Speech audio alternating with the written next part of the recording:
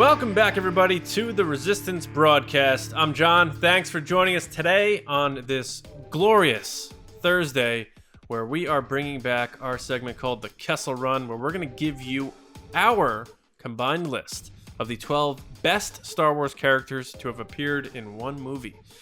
So we look forward to you joining us for that segment later. We hope you put together your list and you join us in the comments, or whether you quote tweet the episode and let us know what your picks were. Either way, engage with us and let's have a good time.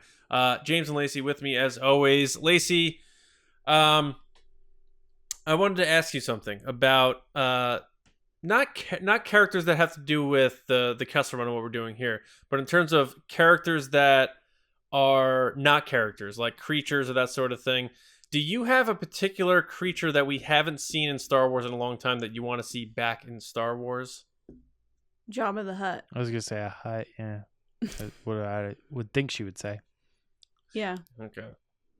Because there's a lot. So it's funny you say Jabba the Hutt, because a lot of people have been, we'll get to it in a bit, but a lot of people are speculating because we're doing all these shows now that maybe going back to Tatooine, Mandalorian went back to Tatooine. Everyone's like, when are we going to see the Hutts again? And just like we talked about on Monday, I don't want to see Jabba until we get more Solo. Yeah, so that's a tricky one. So would you... Yeah, so would you just be like, I just need to see Jabba, I don't care when? Or are you like, it's got to be with Solo? I mean, depends. Is it the puppet or is it CGI? Because if it's CGI, I never want to see it. If it's the puppet, I'm with you. I will They take gotta it do. whenever. They have to do the puppet, right? Well, John, I know you wrote the show notes, but why don't we wait to talk about this? No, I know. I said we'll do that. He didn't expect me to say Jabba the Hutt. I That's did not the problem. All right. Yeah. I guess the James... Vulpix would be, or Voltex. Voltex. I'm thinking Pix. That's a Pokemon. Yeah. Voltex? Voltex, I think is the... Those were so cool. And the Jingle Jangles. Yeah. The crystal critters. I feel like we saw them really quick and they were really cute and cool, and that was it. If those came back, you'd be like, oh, that's cool, and it kind of connects the lore or whatever. But then, if you saw, a Porg, you'd be like, oh, there's only one reason they're putting a Porg in here, and that's to, sell something to me or whatever. I'm still Porged out, man. I honestly, if I never saw a Porg again in Star Wars, I think I'd be totally cool with that. What are you more out on, Porgs or Baby Yoda? Or clones? Oh, clones count too, sure. No, Baby Yoda I'm still cool with. I'm still down with that guy. Porgs, definitely. Because I have seen people that are like, I'm so over Baby Yoda. I'm so over Grogu. I don't think I'll ever be over Grogu. I was like, that's different. It's like an actual character. I feel like we're just getting to know him. He's still a baby, he's still growing. Mm-hmm. Whereas you got really offended that people did not like Baby Yoda. But it's just if people are sick of Baby Yoda, it's just there's nothing that people won't be sick of, But as it is on the online world. Mm-hmm. All right, well, we got a really good show here because Will the Force is back, baby. Mm-hmm. And the guy who's going to steer us through that is James Baney. Kind of rhymes. There he is. A little bit. Yeah. I fear nothing, for all this, as the Force wills it. Guys, we're going to be doing Will of the Force this week, but before we get into it, I'd like to give you a proposition. If you like what we do here at TRB, please consider supporting us and becoming a patron. Hooray! Just head to patreon.com/resistance broadcast, because tiers start at just $2 a month and grant you early access to episodes, bonus, exclusive episodes, and more as you climb the ranks. If you sign up at the $5 tier, then you can submit topics to be used on the podcast in this very section that we're doing right now, which is Will the Force. Before we get started on this week's topic, I do want to give a shout out really quick to our top tier, number one, numero uno, the Generals. So thank you, Carmelo, Andrew Staley, Jeremy Myers, Neil Shaw, David Probus, John Reese, Micah Harrison, Jetta Rosewater, Michael Gaines, Kendall Gellner, Paul Olson, Jake Houchins, Jeff Connery, Oliver Lewis, Dave Hornack, Frank Grande, Ryan Wara, Hass Islam, and, of course, Val Trichkov. Thank you guys very much for being generals and patrons in general. But let's get into Will the Force this week. You don't got to be a general to submit it. That's why Commander Lando C is throwing off the first one this week, and Commander Lando C wanted to know, will we ever get to see the iconic throne room of the Sundari Royal Palace of Mandalore in The Mandalorian? Lacey, I'm starting with you first. What do you think? Man, this is a tricky question. Because you could see it in a flashback, or you could see it in ruins later. I'm going to go yes. I think we will. I think they're playing into the whole what happened to Mandalore. I think we're going to see something reminiscent of it at some point in a flashback, either with Bo-Katan or through some type of story. So yes. All right. A yes. John, do you think it's ever going to show up in live action? Specifically The Mandalorian? I mean, there's just as much of a chance of it because of these damn flashbacks now.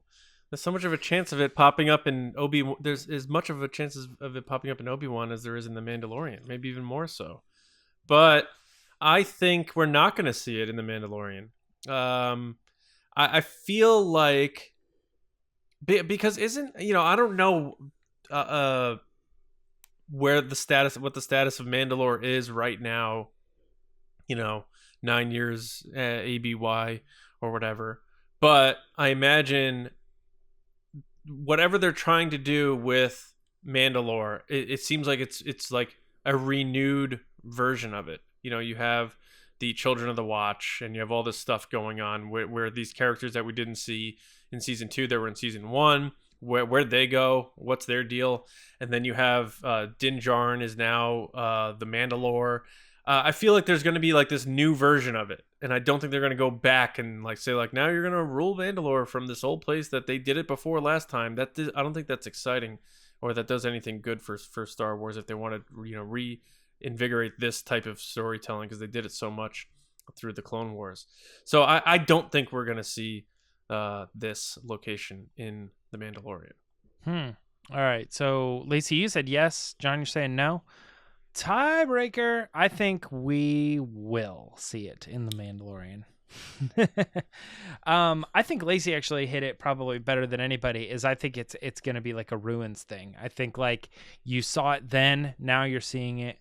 And I definitely think with Dave Filoni being so attached as he is, I think that's another way that they could bring something that he's worked on in the past into a live action setting and showcase it for people who have no idea, what you're looking at. Kind of similar to the way that they did it in Rebels when, Ezra goes and finds the Darksaber and there's the mural there of Satine and all that. It like echoes back to something that Dave had worked on in the past.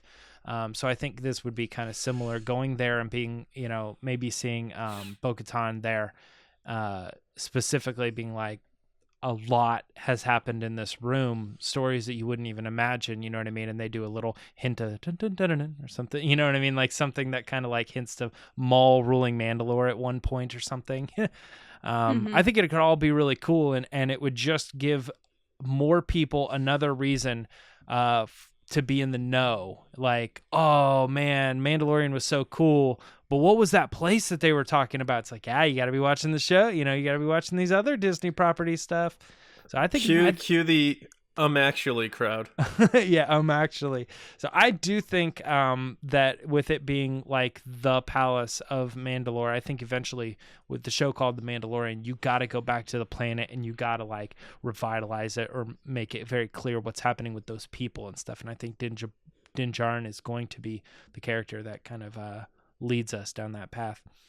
But we will see. Next question. Another patron submission. Actually, we're doing all patron questions this week, which is really cool. This one does come from a General Frank Grande. Big salute there.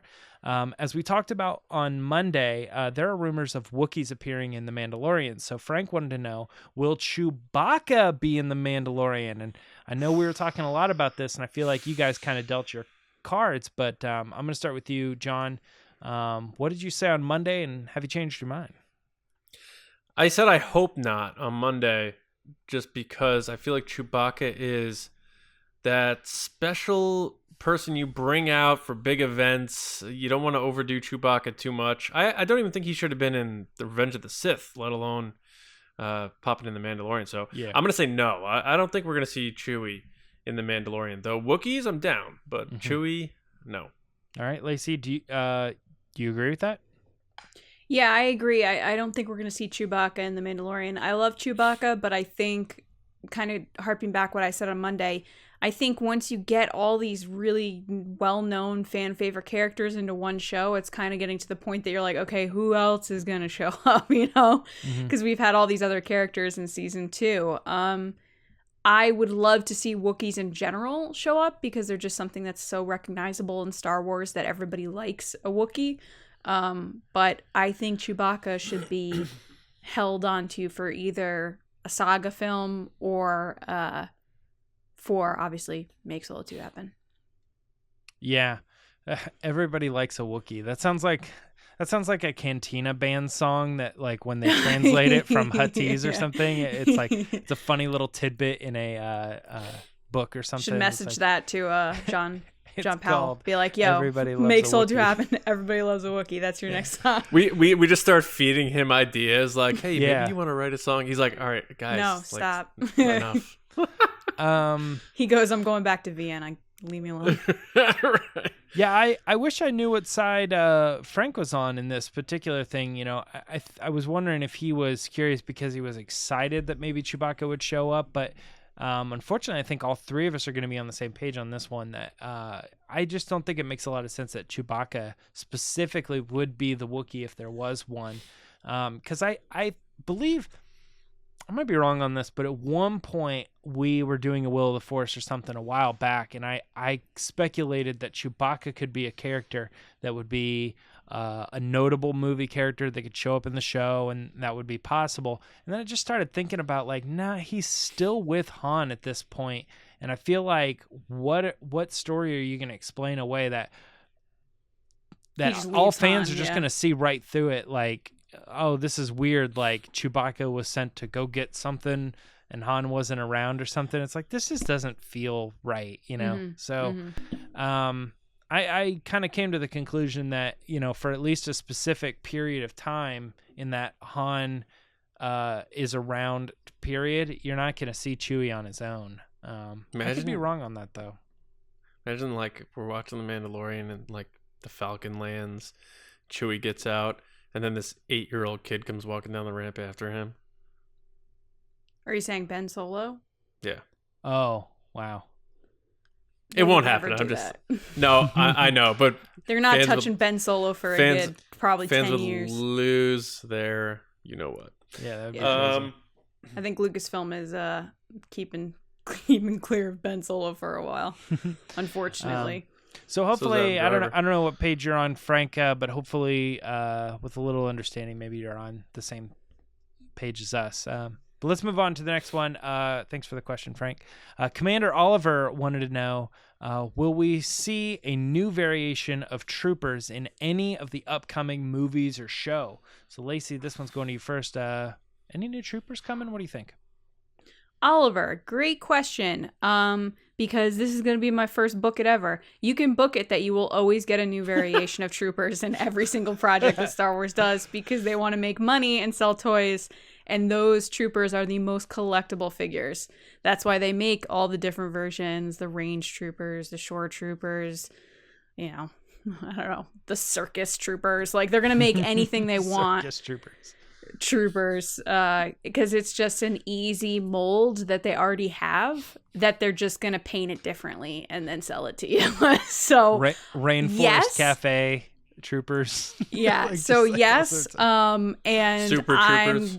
You know, we're all going to keep buying them. So yes, that is my first book it, Oliver, just for you.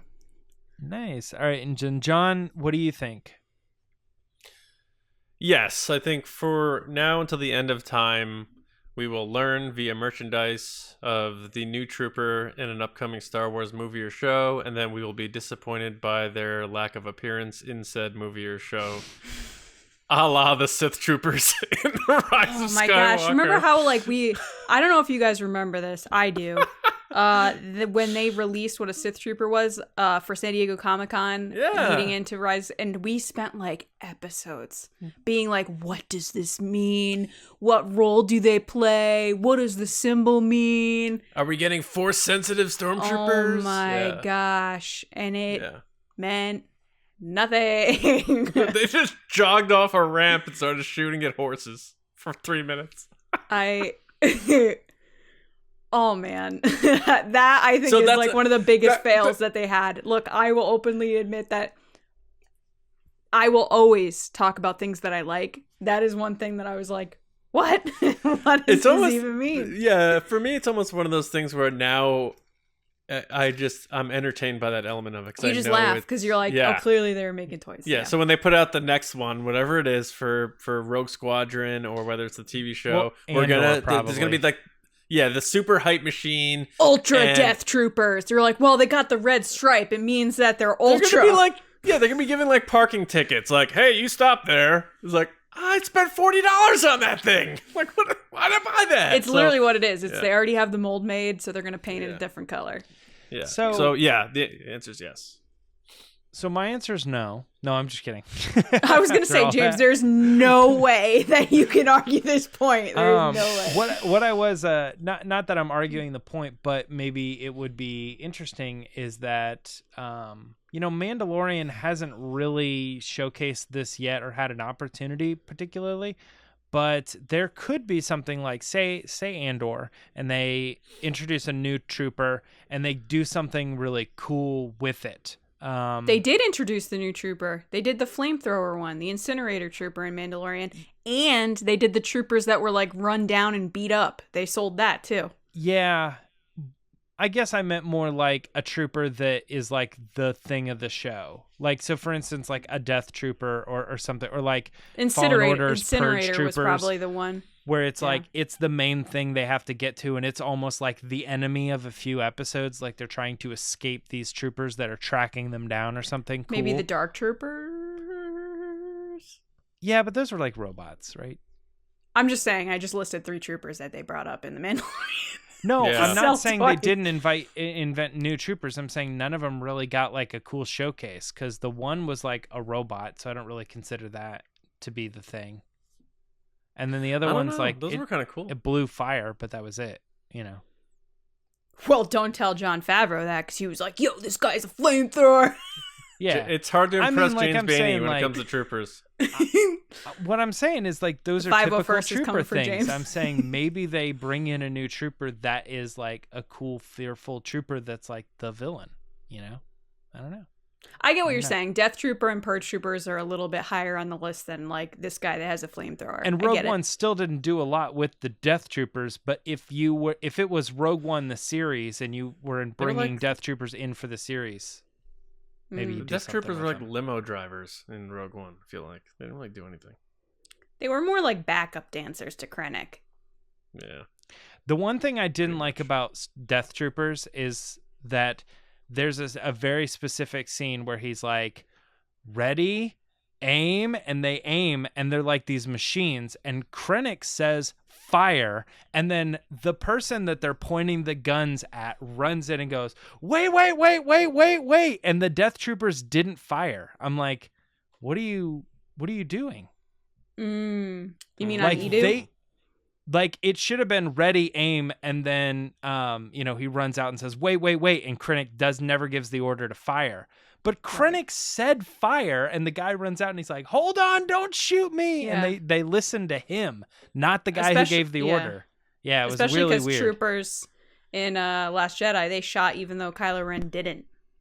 Yeah. Super strange. Yeah. Oh, you're talking about Leia? Yeah. So, like, he said follow my lead. That was kind of an active battle, though. Yeah, but still. All right, we got one more, guys.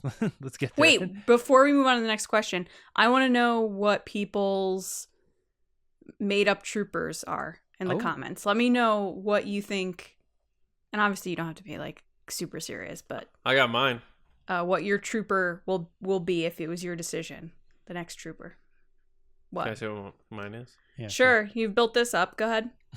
How would I have built it up? You just came up with the idea. What are you talking about? Why is everything I do built up? Can I just be funny on the spot? I'm not telling you now. Okay. Go ahead, James. The last one is from another general, Hassislam. He wanted to know, will Jabba appear in Obi-Wan Kenobi? And if you say yes, will Lord Vader meet Jabba in the show? So we were kind of toying around with this earlier because Lacey threw a curveball to John and said Jabba the Hutt. But let's get it cracking here. John, what do you think? What do you think about Jabba the Hutt appearing in Obi-Wan Kenobi? No, not going to happen. Not going to happen. Any particular reason? Therefore, it's just not enough time in the show to get the Hutts involved, in my opinion. I don't think we're going to be spending a ton of time on Tatooine. It's just not a lot of that makes sense to me. Mm-hmm. I think a lot of the Tatooine stuff is going to be heavily focused on the Lars and Obi-Wan. And anything else in the show, I think, is going to take place off-world. So I don't think bringing the Hutts in the mix is going to be beneficial of the utilization of their time in a 6-episode limited window. So I don't think we're going to get the Hutts, let alone Jabba the Hutt. Therefore, we're not going to see Vader meeting up with Jabba. Yeah. All right, Lacey, what do you think? Jabba the Hutt and Obi-Wan? Nope. Nope. Same reason? Different reason? I think... I don't know. I think they have a lot to accomplish in the Obi-Wan Kenobi series, and I think that once you get into the other side stories with Jabba, it might take away from the overall arc of the story, which they only are doing in 6 to 8 episodes. I guess I would need 6 episodes. 6. I would need a reason why he's seeing Jabba besides, hey, we just want to put Jabba in here. Mm-hmm. And that's a big puppet and a lot of work to do for one scene. Yeah, it's super interesting to me because John, do you remember you used to say there was probably a very specific time that we're like, oh, we should get Kenobi and Maul to battle, and they're like, oh, let's do it in Rebels, and then later they find out they're doing the other thing. And they should have, held on to it, but they went ahead and they already did it. I feel like they're almost at that cross point right now where they have to make a decision on if they're doing Solo material or not, because the Jabba character needs to be with Solo. And if they're not doing it, then when are they going to bring Jabba in? And it's like, well, I guess we could do the Obi-Wan thing, but I also tend to think that you guys are right that there's only the 6 episodes. I don't know. I still feel like they could very easily write him into one of those episodes, though. Like Obi-Wan. What if episode 2? He needs to get off the planet, so he has to go see somebody who's going to help him get off the planet. He meets in front of Jabba, says, "I need a transport." They make a deal. That's it. And it's a cool episode because Jabba's in it. But what would you guys do? AKA, what would really John do? If the episode they go to see Jabba and Han and Chewie are there. Oh, well, you gotta think. Or like they wouldn't be. Obi-Wan's going in. Met them. But... Ready? Obi-Wan's going in. Han and Chewie are walking out. So it's not enough that if you're focused, you're not focused on who's leaving. But as a viewer, you're like, holy crap. But is that Lucasfilm's way of saying, like, here, we gave you more Solo. Now you're done? No. It could be their way of gauging interest to see how much people freak out. That's true. People would lose their minds. My thing, yes, I'd be screaming. Yeah. If Obi-Wan walked in and there was just like they're walking out, they're like, look, we're gonna get you the thing. Don't worry about it. And they they're walk just out, like and sitting Obi-Wan's at the bar, like with a drink or something. They don't talk or anything, but they clearly like look at the camera or something. I don't know, man. That could be wild. Yeah, that would be insane. Then I would accept Jabba in Obi-Wan Kenobi. Yeah, because it would feel like this whole thing that you're looking at is just to gauge fan engagement for the later thing, just to see. Yeah, they know we want more Solo, right? Yeah.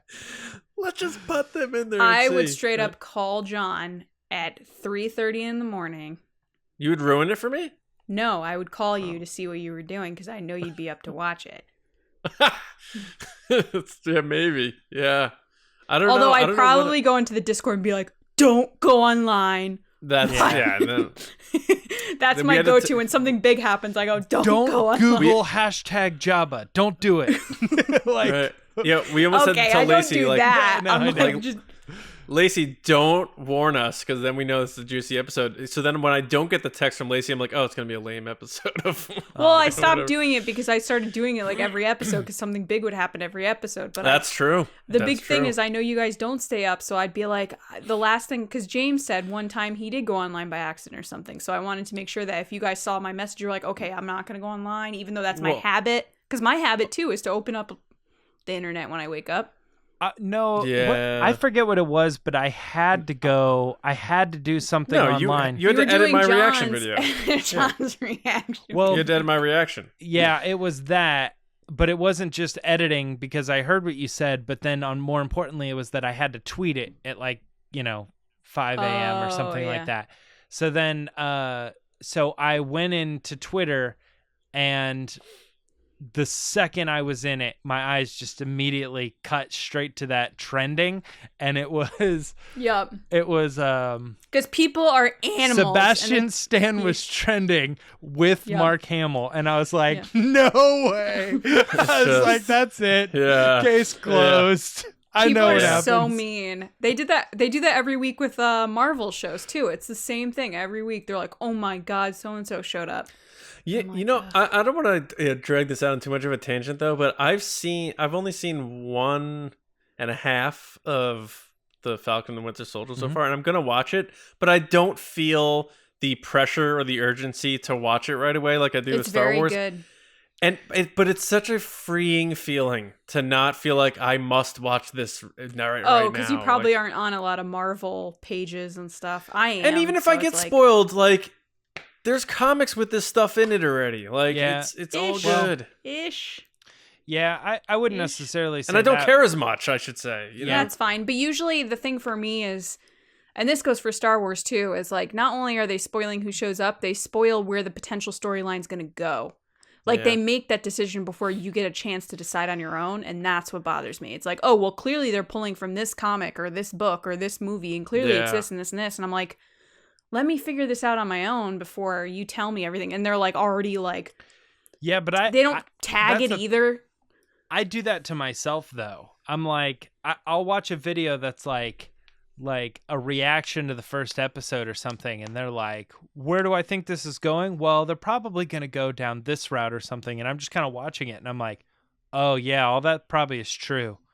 Especially when you said it, and I was like, yeah, that sounds pretty cool. And then you're like, plus all that happened in the comic. And I'm like, oh, so yeah, so you're not even thinking of it for yourself. You're kind of pulling, which is what John's Right. trying to say is Because clearly it's Marvel's, Yeah. they're building towards this new Young Avenger thing. They're building towards this new whole yeah, but Yeah. phase 4. they switch but- things around all the time though. Like, Yes, you they know, do. they'll like make this character be the one who picks up the mantle instead of the one that was from the one, you know, or whatever, you know, from the Sure. comics or whatever.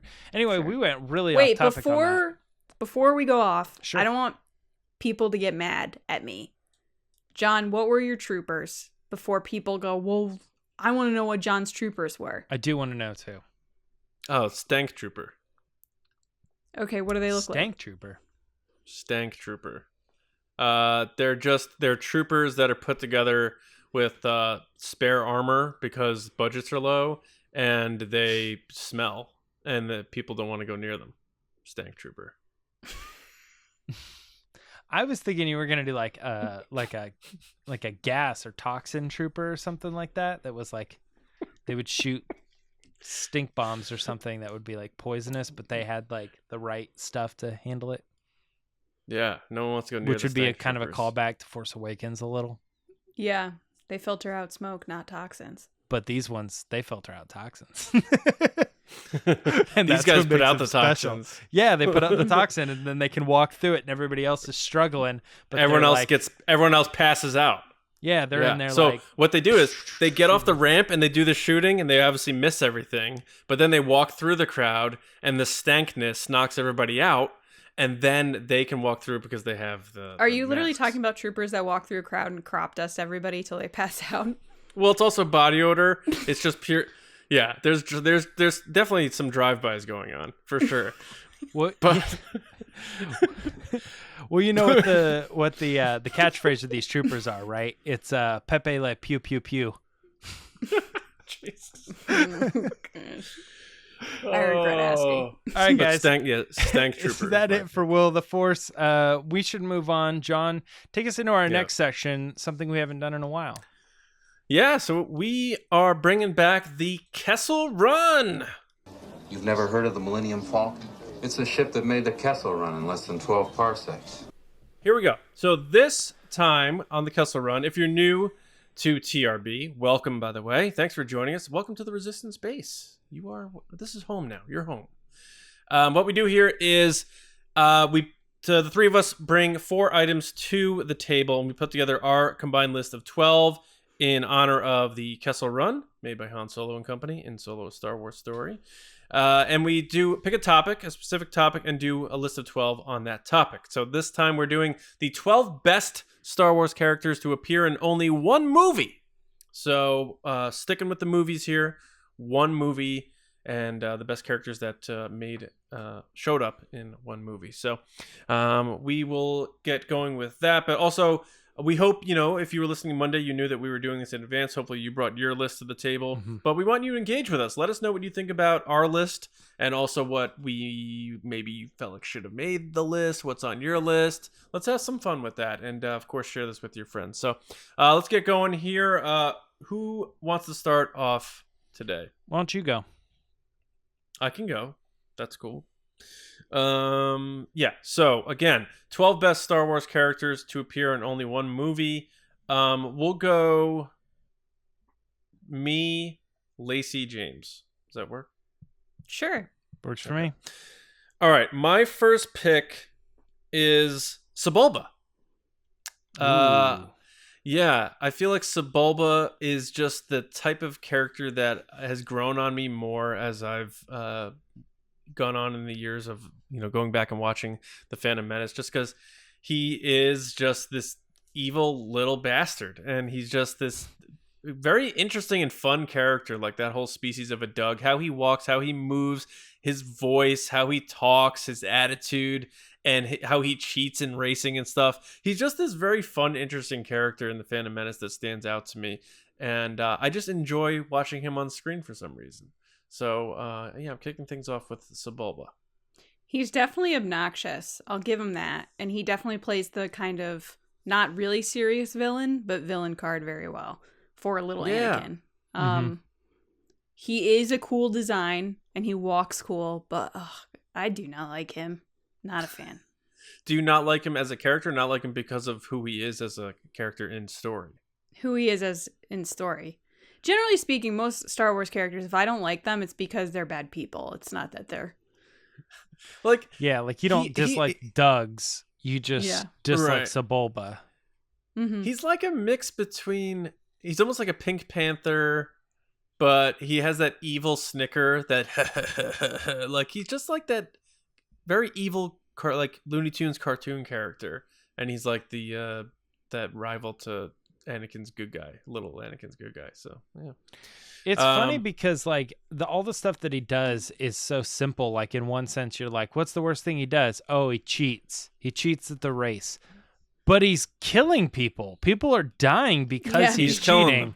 And so it's like, it's this extra level of like, oh, he's cheating, and that guy, boom, but like that's how a kid sees it or whatever. But I'm like looking at this guy who throws a wrench back. He's murdering people. Yeah, and like the thing explodes, and I'm like, so that guy literally died because Subulba wanted to win this race. And it's like, I feel like there's always a lot at stake. There's obviously a lot of money, and people take it seriously and stuff, but also kind of makes you wonder, like, how does Subulba win so often? Is it really just because he cheats like that all the time? Like, probably. Yeah. And he's got personal masseuses. Like, he's just a very interesting little character. Yeah. All right, Lacey, what do you got? I just noticed that I picked all good guys. Because I that's almost how I am. picked all bad guys. Because that's how I am. My first character is Babufrik from The Rise of Skywalker. I think Babu was my favorite part of The Rise of Skywalker. Now that I've watched it a couple times, I've had time to sit with it. I love what Shirley Henderson did with the role and like the whole voice and how she puppeteered it on her own. But as a character itself, he's just so funny. I love how he talks. I love how he speaks multiple languages. I loved everything to do with the character that this one little guy is the guy that they have to go to get help. And he's the only one that can do it. And it just makes me wonder, like, what other stuff has he done? Going on adventures with him and Zori would be amazing. And then I love that he's just so likable. Like, as soon as you see him, you're like, this is like the cutest character, but it's like one of those things that is like ugly but cute. Yeah. And I think the parts that I laughed the hardest in the movie were with him on screen. And I think that a character that can make you laugh goes a long way, especially in my book. So, Babufrik. He is my oldest friend. I do like Babufrik. When I see him, reminds me of like Gremlins or like Flight of the Navigator. Those little mini puppeteered physical creatures, like the very Jim Henson-y, and there's something like that. Yeah, really it brings looks you like back. Labyrinth, like the little worm at the beginning of Labyrinth with the big eyes. Yeah. Or like Fraggle Rock. Yeah, for sure. Yeah. And it definitely brings back those nostalgic and that vibes. and that's like my childhood is Jim Henson. Yeah, so I love. Yeah, I that's a good love puppeteering. I love Babufrik, and I really hope we get to see Babu again. I think that we didn't get to see enough of him in The Rise of Skywalker, and when they finally released toys of Babu, I was like, I need this immediately. Let me ask you real quick, when they blew up Kajimi in the movie, did you like connect the dots, like, oh, they killed Babufrik, like at that moment? I was sad that they killed Babufrik, yeah, because I mean, you have to assume that Babu and Zori both died, because Poe even says, no, Zori. Yeah. So you have to assume that his workshop's there. He's probably dead. I mean, John Williams' character is dead too. On Kajimi, they blew up John Williams. Oh my god, I didn't even think about that. Yeah. Omar Tress is dead. Yeah. Oh god. Yeah, I thought he was dead. And then the fact that they were so smart, and JJ was so smart, where he brought him back in the end, so that you knew he wasn't dead, is just so wonderful. Yeah, people like said that was stupid. I was like, I love it. That was CG. I think that they added him in the hey. It looks CG. It looks MS Paint a little. Let's be honest. I loved it. I thought it was perfect. I laughed so hard. I loved it. I hope we get to see more. It was a takeaway for me that I didn't like with him showing up at the end, but I'm pretty stupid when I watch the movie, so I was probably just like, oh, both those characters are dead. I don't think I would have thought through. I do think they're not going to kill these characters. Yeah. I do think that's a good pick, because I feel like Babufrik is going to be one of those that Zori was my first pick, by the way, for this list, and then I switched it to Babu because I feel like Babu had more of an impact on me than Zori did. Like, I think about Babu from time to time, and I'm like, that was such a good character.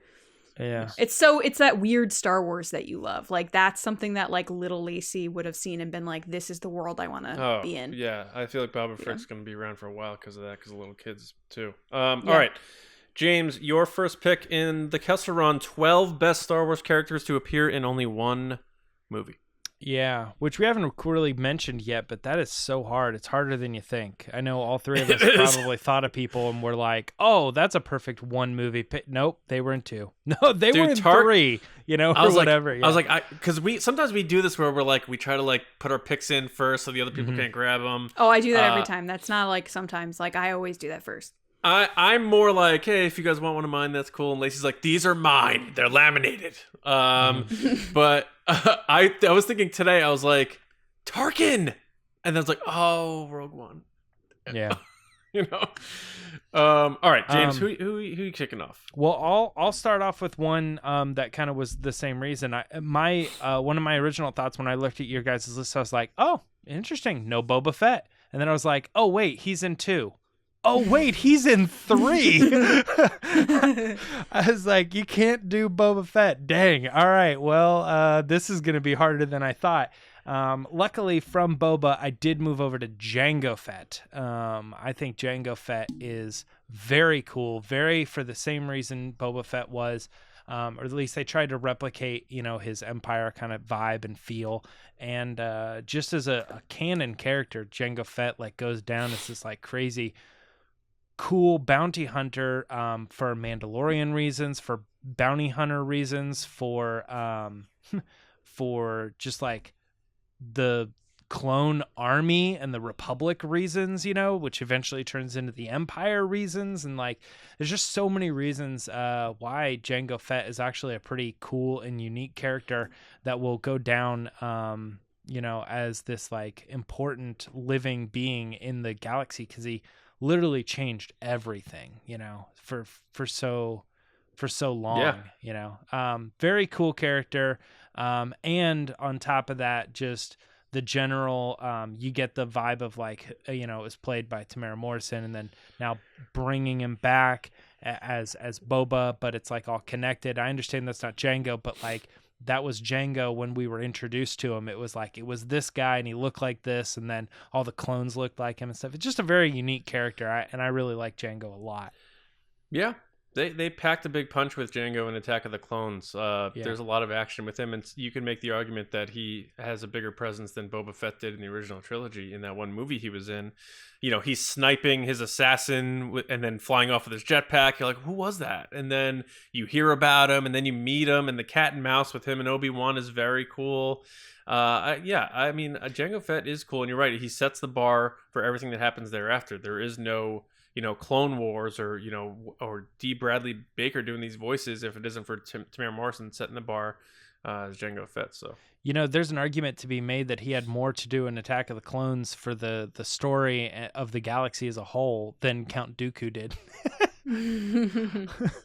Like when you think about what Count Dooku ended up being in Attack of the Clones, you're like, oh cool, he's like a cool Sith villain or whatever, but like Jango Fett, like, his legacy and all the clones and everything, that's such a cooler story than just being like the villain of the day, Darth Dooku just character. Kind of monologued a lot. Yeah. I mean, he's cool and I like him, but for that speechy movie in particular, yeah. So that's my pick, Jango Fett. All right. Who do I want to go with next here? Okay. A little similar to Lacey's pick in terms of development. I'm going to go with Salacious B. Crumb from Return of the Jedi. I've always been a big fan of Salacious Crumb, from the voice to the puppet and all that stuff. And I hope we do see him again. Hopefully in like a solo follow-up or something like that. But I don't know why. He's like really ugly and he's really annoying, but like his wiseassery and how obnoxious he is, I found very funny. And he's just so stupid that he even laughs when bad things are happening around him that he shouldn't be finding funny. He's just very like maniacal in that way. And I just always enjoyed that little character. And I feel like for the little bits he's in the original trilogy, he had like big staying power and impact with fans. And I can't figure out why, but I kind of always liked him, and I still don't even understand why. It's kind of funny because he's another character that gets blown up. We were just talking about other characters getting blown up. I think Salacious B. Crumb is a good character to choose. He's definitely a fan favorite. People love Salacious Crumb. My favorite part growing up, actually, I wasn't a huge fan of his because he's just like, I don't know. I guess I'm really dumb and basic, and that when I see annoying bad characters, I'm like, you're terrible. And then I was never a fan of them. So my favorite part with him was when R2 zapped him, and he like jumps up and he's hanging from the ceiling. He's like, bah, bah, bah, and then he blows up. Yeah, he gets very offended. I think it's that like when he does that laugh and he's just like sticking his neck out like it's just like he's the bully's sidekick that laughs at you when the bully beats you up. And he like, you want to get to him so bad, but you can't because the bully's there. And he's that character. But for some reason, we like him in Star Wars. And he's a puppet. He's that kind of Jim Henson-y puppet. Oh, absolutely. Puppet Have you look, guys ever and that seen always makes characters cool in Star Wars. Yeah. The meme with the seagull where like his head is tilted back and then he like flips forward and is like screaming or whatever? Yeah. That feels like it's Salacious Crumb to me. Salacious B. Crumb. Like very like you could see a meme of him being like Jabba like dropping a line that spells doom for our heroes, and then you just see the meme of him like just dropping a huge laugh on everybody. All right. So we are a third of the way there. Our fifth pick is going to Lacey. 12 best Star Wars characters to appear in only one movie. Who's your next pick, Lacey? I'm not gonna lie, there were a lot of moments when coming up to this list I was like, I should just do all solo characters because there are so many characters in that movie that we've only seen once. So my character for my second pick is Enfys Nest, aka Enfys Best. She's so wonderful in Solo: A Star Wars Story. I think her costume is killer.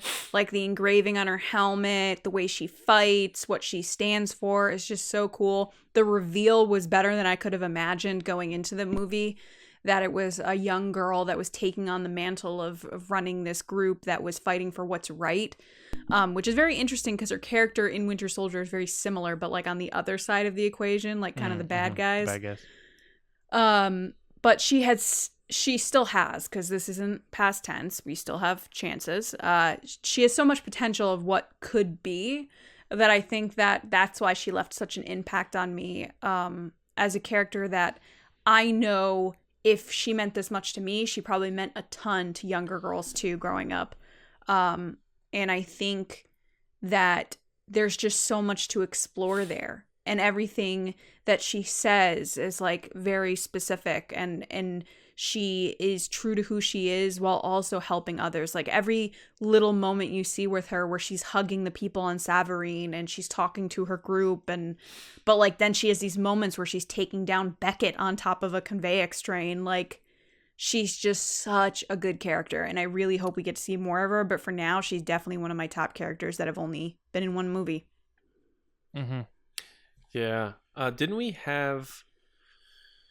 Was it on one of our cantinas where a father and his daughter were on, and she was talking about Emma and Scott? Yeah.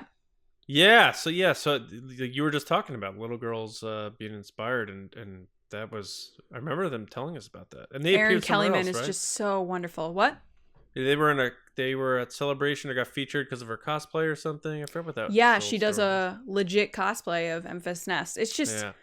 And I've seen the costume up close because we did an exhibit for Solo and at my old job, and it's just so detailed and so cool. Like she's wearing like high top sneakers. It's just like the coolest costume, and the helmet is so detailed. I didn't even notice her footwear. Yeah, neither did I until it's in front of you, and then you're like, oh my gosh. So I just really hope we get to see more of her. But that's why she's the coolest. If we see more of Enfys Nest, would you want to see her kind of the way Kylo Ren went, where it's now she doesn't use the helmet, or do you want to see her with the helmet and the voice distorter, or a mixture? I want a mixture because I think she needs the helmet to get things done the way she needs to do, like stealing stuff. Like I don't think it would be safe for her to show her identity, but I think you can't hide an actor like Erin Kellyman behind a mask for too long because she is that good. Yeah. Enfys Nest is legit. I think we'll see her again. Yeah. All right. James, you have the halfway mark. Sixth pick. Man, it was tough to pick sometimes between characters that I just liked and characters that I thought actually were worthy of what we're saying here, like the top characters or something, best characters. So I had to at least throw in one that I just thought, was a standout character, much like your Salacious B. Crumb. He didn't change the galaxy, but he was a fun character. And I'm going to go with Captain Kennedy from The Last Jedi. And one of my big reasons for choosing him is that he felt like a character that when you were watching it during the movie, you were like, oh man, I can't wait to talk with everybody about my sneaky favorite part of this movie, which was this guy and his character, and I wish we would have seen more of him and stuff like that. And then you came out and you realized that it was everybody's favorite character coming out of that movie. He had such this big fan base behind how cool of an Imperial he was, and I think it's because there was something about the lines he gave and the way he delivered them that was very honorary. Like we were like, Hux is an idiot and we know it and he knows it, and we connect with him because we know we're trying to do our job right, and Hux is messing everything up because he's a dummy or whatever. And we could connect with him on that level, and we felt like we were kind of robbed of more of that particular character showing up later in the movie or in an additional movie or something like that. So right away, Last Jedi just like kicking off with a bang, literally, adding to our long list of characters we like, and then they get blown up, apparently. I was just about to say, this Kessel Run could literally be characters that have been blown up. But at the end of the Kessel Run, I'll do a ratio to see how many of these have been blown up. But no, I just Captain Kennedy, I think was I guess you could say a fan favorite coming out of that movie, and one that I don't think even the people who made the movie like expected. You know what I mean? They would have been like, "Oh man, we probably would have thought people would have liked this character or this character," but everybody's, for some reason, it seems like a lot of people are raving for Captain Kennedy. Odd pick, but that's how I felt coming out of it. I don't know about you guys. That's so funny. I never even considered that. I was like, this guy is a good bad guy, but he kind of sucks, so I'm glad he got blown up. Oh, like, really? I didn't leave the movie being like, oh, Captain Kennedy. But I get why you say that. I remember a lot of people. I felt like a lot of people were like, oh, man, I was so bummed when he died because he was such a cool...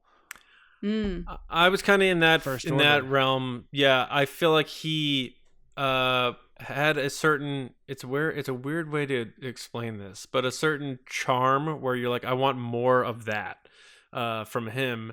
But maybe if we got more of it, the shine would have worn off the apple. Like maybe that's exactly what we needed. But yeah, like him describing what was going on and him fully understanding why things weren't going well was showing competence. Yes, he was showing competence, but he couldn't do anything about it. He's like, they're not doing that. They're trying to take out the surface cannons. And we should have done this 5 bloody minutes ago. Yeah. Like, and I guess the actor and his delivery and his voice and he just knowing he's about to die and still holding his nose up like I'm going out, not like a chump. I'm going casting. out. Yeah. I thought, he made the most of his 2 minutes of screen time. He reminded me of Sean Bean mixed with Sean Hunter's dad. That is a weird amalgamation there, if that's a word. I feel like I'm mixing a little bit of John's life with a little bit of Lacey's life. Do you know Sean? You know who I'm talking about? Sean Hunter from Boy Meets World, Lacey? Boy Meets World. Yeah, but I don't know his dad. His dad is like was a character that kind of showed up every once in a while, and then like he died. Yeah, I don't remember him. You don't remember that? Oh man, never mind. Sorry. I always think I remember the Halloween episode, which is the best episode of all time. Oh yeah. Oh, he's the guy. Yeah, he's the guy who's in all the Adam Sandler movies. Blake Clark. Yeah, he it's not him, but I always think it's him. But then I also think that it's Sean Bean. If that's the guy I'm thinking of. Yeah. All right. But anyway, next, the second half of this list here, I am going with. Where's my list? Oh, there it is. Beckett. Continuing what Lacey started there with Solo. I love Tobias Beckett, and I've always been a big Woody Harrelson fan, but I love the fact that Beckett kind of was the blueprint for what Han wanted to be, and then by matter of circumstance, he kind of became Beckett in a way that he probably didn't want to.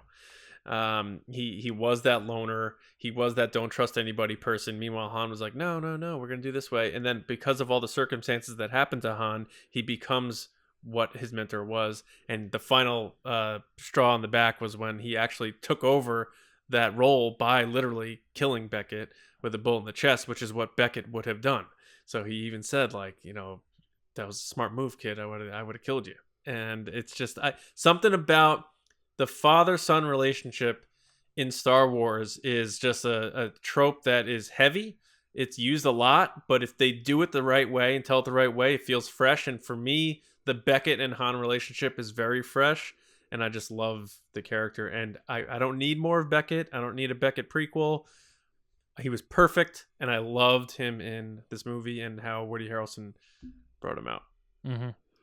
He was very good. I remember watching Solo and being like, this guy's definitely going to screw over Han Solo. Like the moment I met him, I was like, this guy is definitely bad news. But he's super cool. You know, he has that Star-Lord like long jacket look. He's got the double guns. He's calling the whipping 'em shots. Yeah.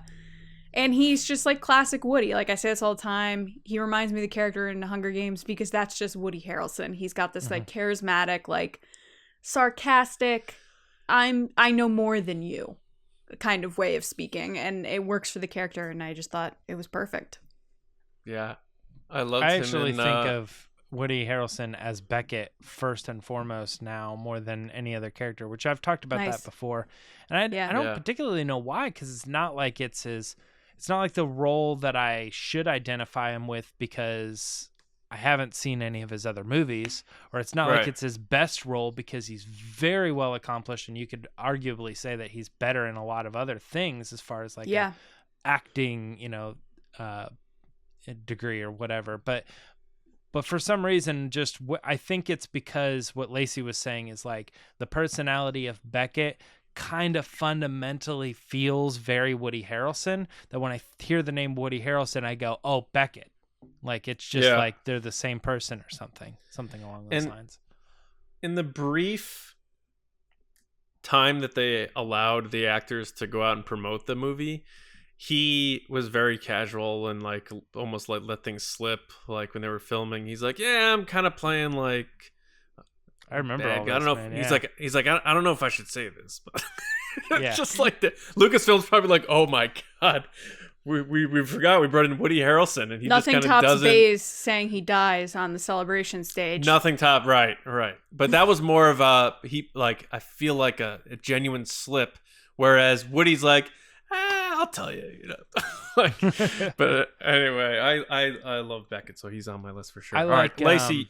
I was Yeah. one more fun thing just with Woody Harrelson is he was on the press tour for Hunger Games, and somebody asked Liam Hemsworth, who he was doing the interview with, about his brother, and you can see it on Woody's face, and he like puts two and two together, and he admits in the interview that he never realized. Yeah, Liam he and didn't Chris know they were were the brothers. Yeah. Go watch the interview. It's pretty funny. He's like, Liam's like, "Are you seriously just putting that together now?" And he's like, "I didn't know. Now it seems Dude, obvious." Woody Harrelson. Yeah. I just love loved someone how more he than always Woody talked Harrelson. about like getting high and stuff all the time. He's like, "Oh yeah, we got high. We had some Oh, yeah. pizzas," and everyone's like, "What?" him and McConaughey, like that has to be the ultimate time hanging out with those two guys. Oh, but gosh. I like him as Tallahassee too. It's good. he's good. Both of you He's just guys are good. blank.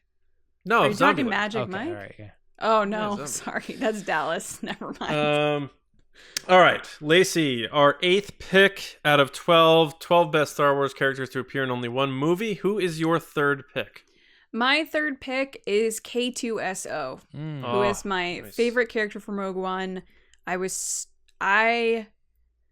I'm trying to think if I've like genuinely cried in a Star Wars movie outside of just K2. Like I was straight up crying when K2 died in Rogue One. Wow. I was so sad because it's one of those things that like, I don't know what it is. Whether it's like animals or like creatures, I tend to care for them more than a human. And K2 is one of those characters that builds throughout the movie of Rogue One, where you meet him and he's funny and he's wisecracks and stuff like that. But then you realize like he really does genuinely care about Cassian and the people that he's with. And then for him to sacrifice himself at the end was just like so heartbreaking. But the reason he's one of my top characters is just he's so funny. Like he is my sense of humor, like the dry, sarcastic, like very straightforward, but like not even realizing he's making jokes, like he's just talking. And it's just so funny. And that scene where he slaps Cassian was like all Alan Tudyk, who is a genius. And I couldn't have a list about characters that show up in one movie without having K2 being on the list because he's just that good. Yeah. It's tricky too because there of all of our picks or of all the movies, there are 2 standalones. So it's like Right. you start looking at Rogue One, you start looking at Solo as easy picks off this list. So a lot of those characters end up getting in this, like as you've said, Enfys Nest was your last one, K2SO, and then John just did Beckett, K2 is such a good character, man. Though I gotta admit, and he is a character from Rogue One that I think we were really bummed isn't going to be an Andor, at least it isn't yes, yet. I was just about to say that, actually. I didn't want to cut you off. Like, I am so bummed when he was like, yeah, I'm not in it. They rewrote it, but I'll probably be in it later. When he walked on that D23 stage, that was who I was excited to see. I was like, oh my gosh, yes, we're getting more K2. Yeah. So I am distraught that he is not in this series. There. I know, but it's just you're so right, James. He just... 100%. He's very important for Rogue One, like I said before, just because it's such a heavy movie that you need, like, to survive watching that movie from a Star Wars perspective. I'm not saying this is Schindler's List here, but from a Star Wars perspective, it's a heavy freaking movie, and you need him so badly in that movie to, like, allow you to, like, laugh or, like, maybe that's why I cried so hard, is because I was like, this is the only thing that's happy in this movie. How could you do this, Tony D. Gilroy? He's a relief. Yeah. Yeah. Every time it starts to get too stressful, they perfectly bring him in to even it out. And so if that stress was like your tension, he's your release of tension. So when your release of tension is gone, he's no longer in the movie. It's upsetting because now you know that you're going to have to go on without him. Yes. Yeah, that's a great point. Yeah, I don't know that I'm about to make Lacey cry right now. I don't know that movie K2SO so much. I for all the droids, like, they're all very important, but man, I don't think Rogue One works at all if he's not without in that K2. movie. Yeah, it doesn't. Yeah. And you can't say that about all the characters in that movie. But do you want to know the percentage of us? It's very high. It's very high. All right, next we have James for your third pick in the Kessel run. Who you got? Yeah, it's tricky. I think when we get to the end of this, we almost need to do like honorable mentions really fast because there were so many that I was like, it was hard, but there was a ton that I was like, I feel like I'm leaving ones off the list. I'm actually going to put... Go ahead. It's going to be one of those Kessel runs where we're going to get a lot of, I can't believe you didn't put mention blank. Or, yeah. I think I'm gonna my next one. I'll do Jyn Erso, and that's to stick with the Rogue One thing right now. Because I know you were just saying like this movie doesn't work without that character. I mean, she's the main character. She's the core of the story there. Of course, she's the main character of the movie. And my thing with Jyn is I feel like not everybody might know this or whatever, but like, you know, you read the comics or whatever and you see Luke Skywalker and he specifically takes time out of his adventures to go learn about Jyn Erso and what happened. And it teaches him to be the hero and he looks after her. And, you know, there are other characters too, like in the,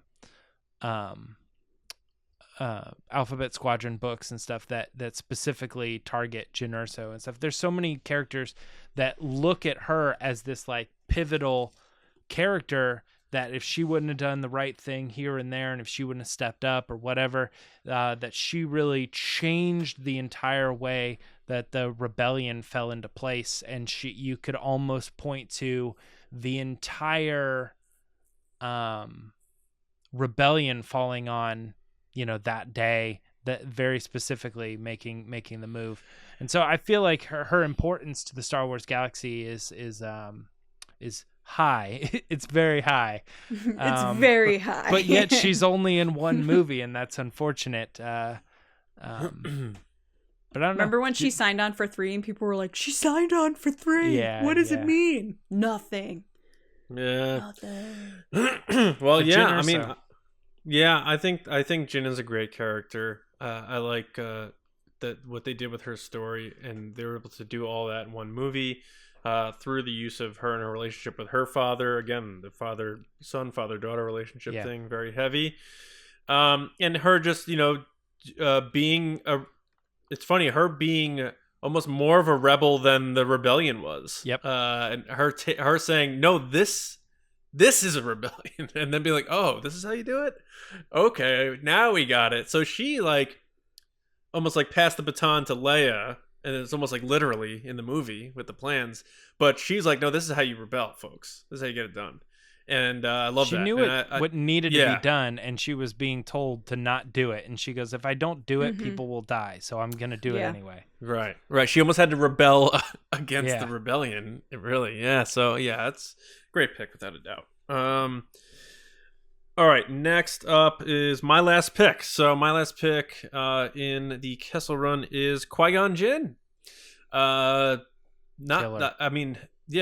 not much you need to say about Qui-Gon, but I just feel like Liam Neeson knocked it out of the park, set the bar for the prequels, was a standout of a movie that a lot of people maybe felt was a little wishy-washy with performances and that sort of thing. But it's a role and a character that has only grown in lore and people loving the character as time goes on. Now we're hoping to see him come back, obviously, in Kenobi. We heard his voice appear in The Rise of Skywalker, although he didn't appear. He was shown in the Clone Wars. He's popped up here and there again. But man, in The Phantom Menace, he carried that movie on his back. And you know, I know Ewan McGregor's in there, Ian McDiarmid, all that, but he put that movie on his back from a performance standpoint and just did a fantastic job, especially having to act not only with the performance capture with Ahmed Best, but also have to act one-on-one with a 7-year-old kid. That's got to be a tough task to do. And he just did a wonderful job, and I loved the character and everything he stood for, and he kind of set the bar for going against the dogmatic ways of the Jedi Order and kind of being that maverick Jedi. I love him. Yeah, I have to say that he's one of the reasons I love The Phantom Menace the most. I think when people ask, you know, what's your favorite prequel movie, I always say The Phantom Menace because it's fun and I like pod racing, and I think his performance is what makes it so fun for me because he's just that good. And when he comes on screen, he's exactly what you thought the Jedi were supposed to be. When you hear about them in the original trilogy, like, he is a Jedi, and you're like, oh my gosh, look at this guy. He's so calm, he's collected, he knows what he's doing, he's using Jedi mind tricks. Yeah. Like, he's got it all in place in the sense of he knows exactly what he's going to do, and he doesn't second guess it, and he believes in what he believes in. And I really, really liked that. And I think the fact that at the end of the movie he sacrifices himself in a way that he knows will be better for everybody in the long run, which it isn't, but better for everybody in the long run, is just like exactly what the character is. Well, he died doing what he thought was right. Right. You know, I think which is what we're going for here. I'm joking that he's saying it's better for everybody. This is the chosen one, and opposite, not good. Yeah. John, this was a stolen pick for me for sure because I mean, you put yours in first or whatever, but I looked at it and I was like, "Oh, great pick, great pick." I said you could take it. I said you could take it, and that's fine. And usually I don't steal ones or anything, but I saw that one and I was like, "Dang man, that one's a good one." There's one that isn't on this list that I thought you were going to pick though, so we'll get to that, I guess, in the honorable mentions. But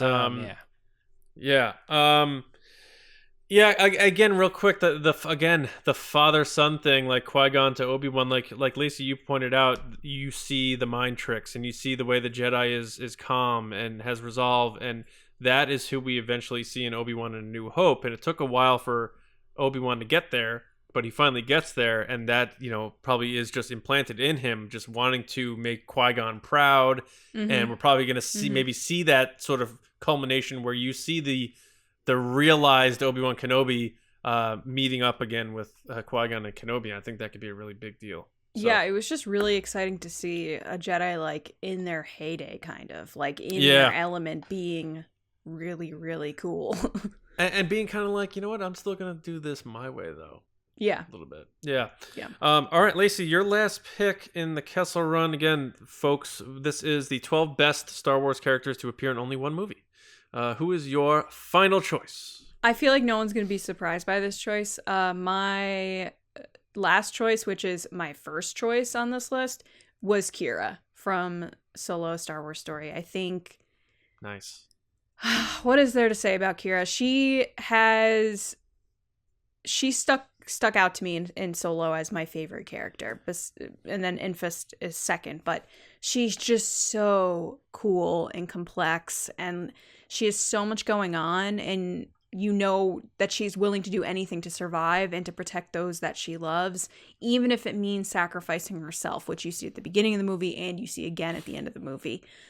She's funny, she's witty, she's smart, she can kick your butt. That's really, really obvious in the movie. And I just think she is perfectly set up to go on to do more stuff, which we obviously hope for. But she also has this like really like, not in the beginning as much when she has the whole bangs thing going on, but when you see her again at Dryden Voss's first light, she has this like elegance to her where she is playing the game, but she's like a femme fatale. She looks good doing it, and she always has like really cool outfits, like the fur when they go to the lodge and all sorts of stuff. Hollywood, yeah. Yeah. Which admittedly I wasn't a fan of her hair to begin with, because I was like, she doesn't have Star Warsy hair, but it's definitely grown on me. Well, the bangs thing is like John and I joke about, is like when they're trying to be like, oh, she's younger, she has bangs. Which I went through that phase when I was little. It's fine. But yeah, so I have come to terms with the hair. I really enjoy her hair now. But yeah, no, she's such a good character, and I really hope we get to see more of her. But if we're doing a list of best characters that are only in one movie, Keira is definitely at the top of that list. Dang. Nice. Yeah. James, you have anything on Keira? I mean, just she was another character that, like, number one, I looked at and I was like, that's a great pick. But on top of that, it's just, it fell into that same thing that we were talking about. It's like a lot of Rogue One and a lot of Solo, specifically because those two movies had a lot of characters in them that don't show up anywhere else, you know. But yeah. Although I wanted to joke as soon as you said Keira, I was like, actually, technically, she was in Attack of the Clones. No, just something like way off, like that wouldn't make any sense at all. Keira's awesome. I mean, you said everything there is. Like, she's so good. Just as an ongoing character that I would like to see so much more of, because they only, I feel like you only get Keira version 1. You only get the first part of Keira part right, 1, and you need to know what comes next, because at the end when you see that lightsaber light up in her eyes, you're like, how far is she willing to go to take this? And it's not about trying, like, almost you spent that whole movie thinking she was trying, if she could, she would get out. But she has the opportunity to get out, and she doesn't do it. And it's like... Yeah. It's kind of like Ben Solo. He doesn't leave. He then becomes Supreme Leader. He has the chance to leave. He doesn't. Yeah. It's tragic. Keira, there's such a multi-layered purpose that she serves in that movie, aside from her journey and obviously getting wrapped up in Crimson Dawn, which she predicts would happen at the beginning of the movie. Yeah, she does, yeah. But she also serves as showing us how rose-colored glasses, glossy-eyed Han is when he has what he wants, and that's all that matters. He had Keira right in front of him right there at Dryden's, and that's all he thought about was being with her.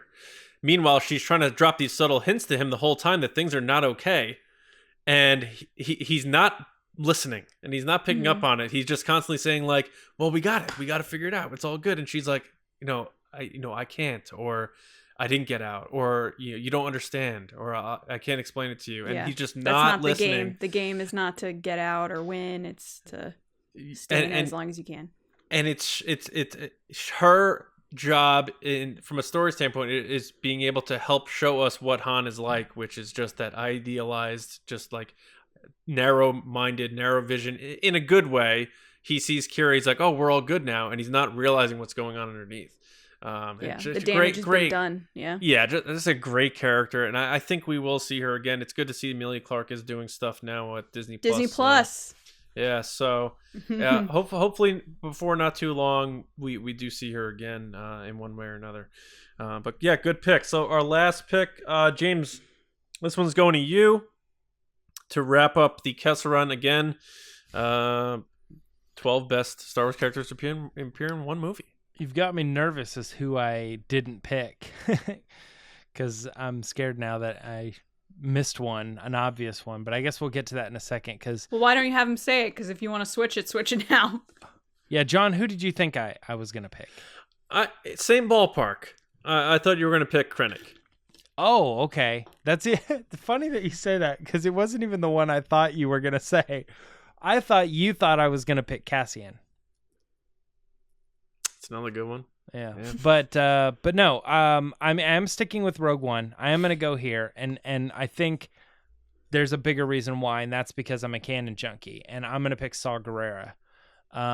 Because Saul Guerrera to me is becoming a very cool connecting character as he has shown up in so many different books and comics and games and animated properties.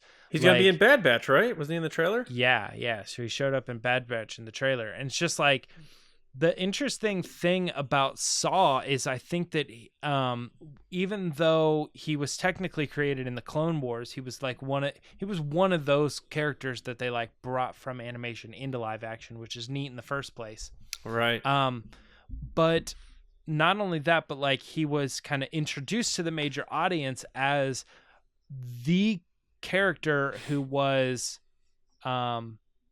for the rebellion, but he was for the rebellion in a very different way. And he kind of introduced you to like a sub-rebellion, not like what we were talking about with Jin, where she rebelled against the rebellion, but more along the lines of like someone who's even deeper, darker, and doing it in a way that like even the people in the higher up in the alliance are still like, no, we're not that bad, you know?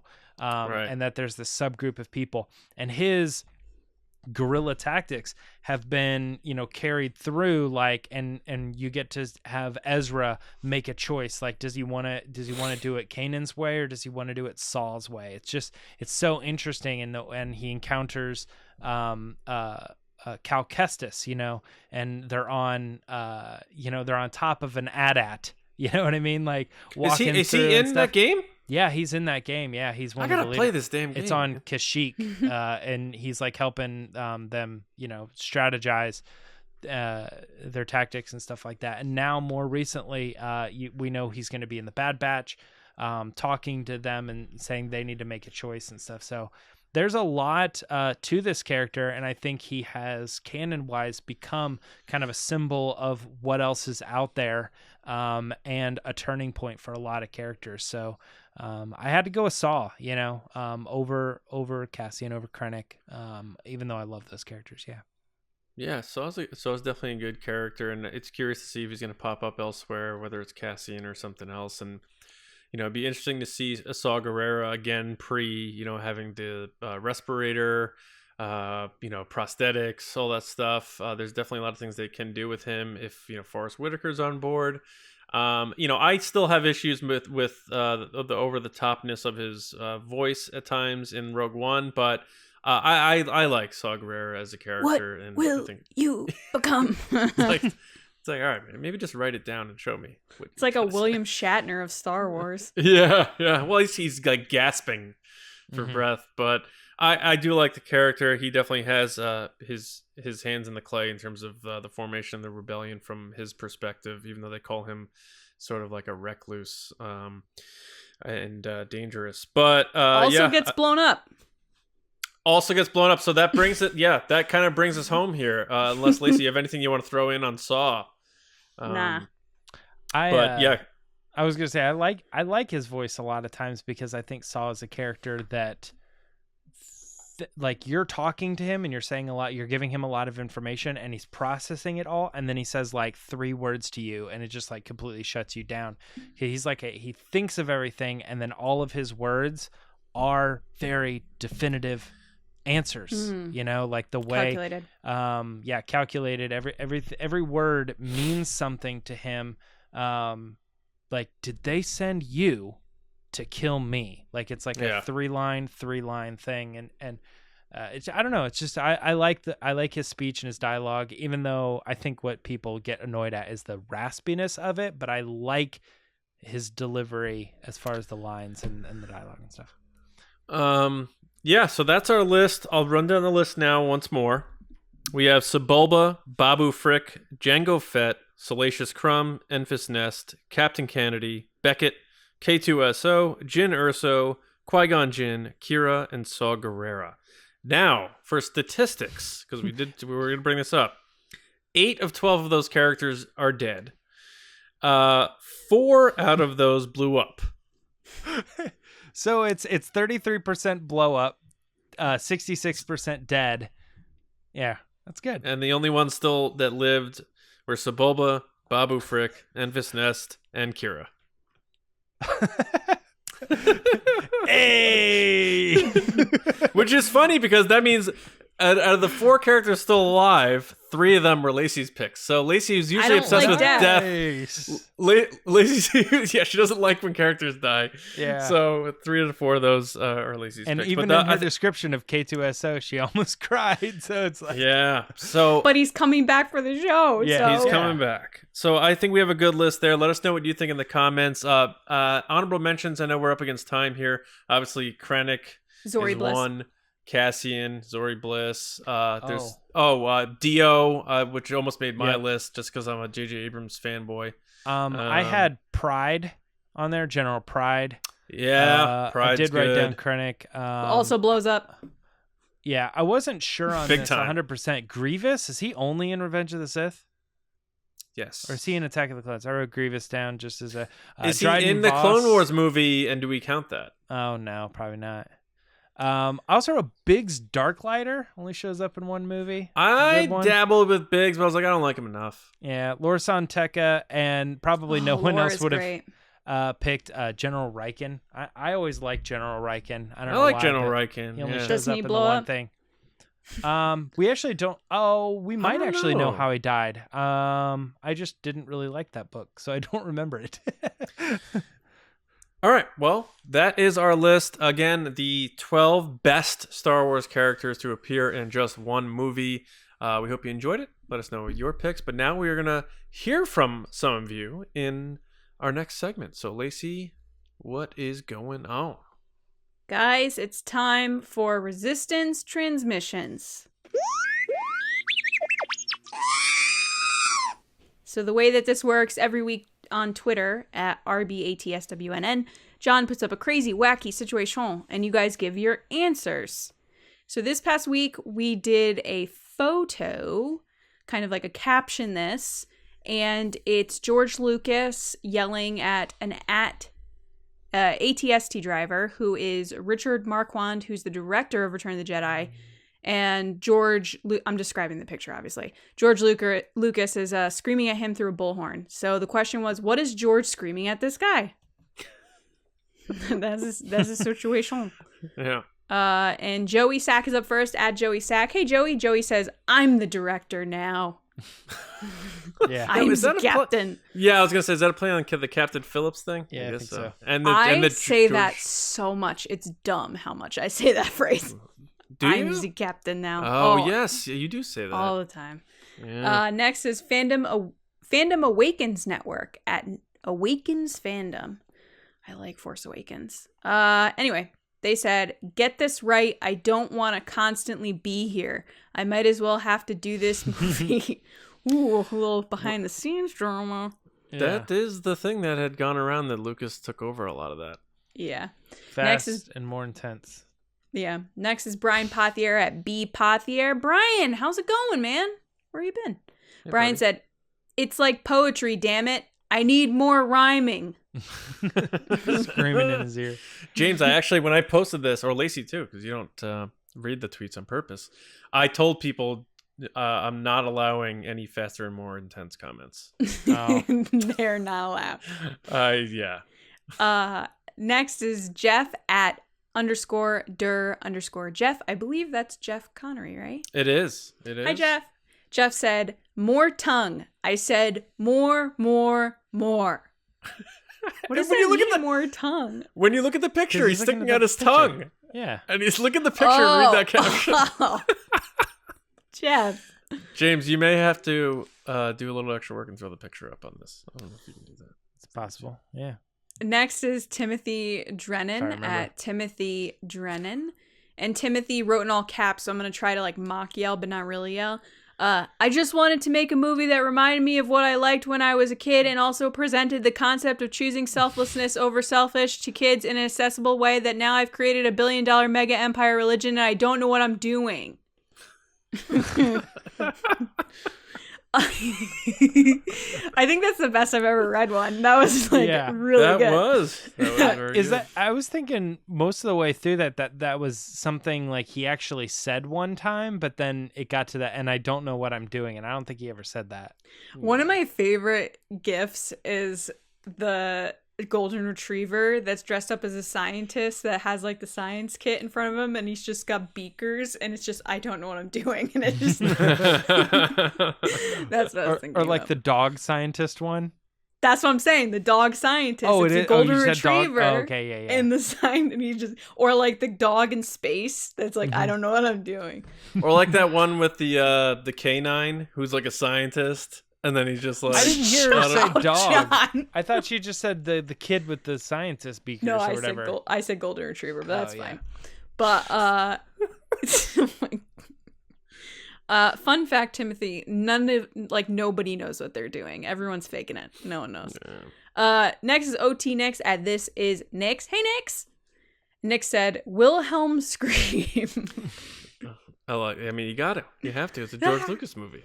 And last but not least is Reich. I don't know why I said Reich. It's because your last name starts with an R. I'm so sorry. Mike Rumor at Drum Jedi. What up, Mike? Mike said, "Mess up your line again, and I'll put you in one of the bear outfits." Fun fact: I would mess up my line to be a bear. You would want to be in that thing in like that California heat. Oh, absolutely, but I wouldn't be able to. Even though I'm 5'4", I couldn't do it. Too tall. Why? Too tall? Yeah. Yeah, I'm too tall for Ewok. Oh, you're close. I don't think you're 5'4". I'm either. not that close, and yes, I am 5'4". Who's the tallest Ewok? You jerk. Probably tallest low Ewok? gray. Lacey Gillerin.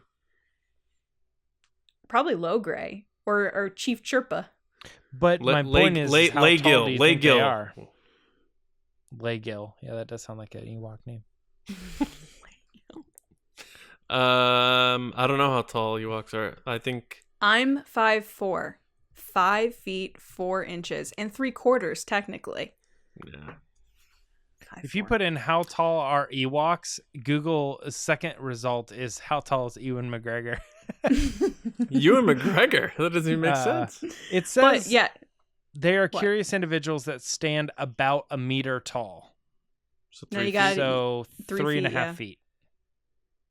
Yeah. I'm 2 feet 4 inches and 3/4 too tall. Anyway.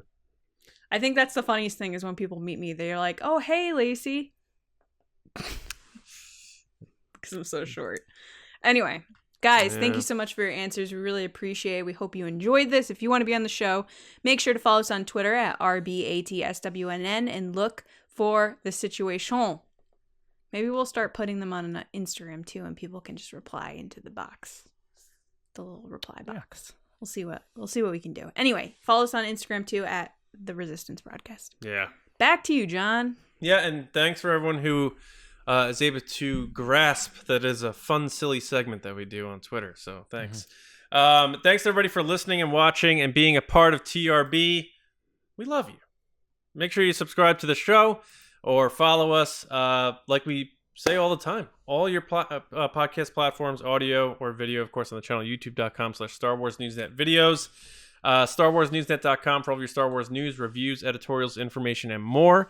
You can find me on Twitter at Johnny Hoey and writing and editing over at StarWarsNewsNet.com or my movie podcast with my buddy Mike, where we talk about old movies, which is just like the movies on podcast apps. Lacey, where are you at? Before I tell you where I am, if you're interested, we have this lovely brand of coffee that we made with Weird Brothers at weirdbrothers.com. It's called the Resistance. Some right in here. Yeah, it's called the Resistance Brew. It's wonderful. Yeah, and you support us. You support small business. Yeah. And they're just really, Paul and the crew over there, really, really awesome. They're the best. And it means a lot to us. So go ahead, Yeah. pick up a bag, support us in small business. And it's also just a really fun project that we worked on, which is just like really cool. Anyway, you can find me on Twitter and Instagram at Lacey Gillerin, and I'm going to look for an Ewok outfit now. I support it. Thanks. James Baney. You can find me on Twitter and Instagram at Meyer Trunks. Also, my book discussions and what happened on Thrawn Ascendancy Greater Good. Those came out on Tuesday, so if you want to go check those out, a little bit of a spoiler, a little bit of a review, a little bit of discussion. So it's all there if you guys want to check those things out. And then next week, we're going to start doing some Bad Batch stuff. So stay tuned for that. Oh my gosh, May next the week 4th. is the week. Yeah. I That's might right. get my lightsaber or not. Yeah, it's pretty crazy. So, listen, everybody. We hope you enjoyed the show. We hope you enjoyed the Kessel Run. We hope you enjoy your weekend. And believe it or not, yes, we'll be back on Monday. It'll be May the 4th Eve. It'll be May already. Absolutely insane. So we hope, you enjoy your weekends. And we'll see you Monday morning with another episode right here on the Resistance Broadcast. We'll see you around, kids.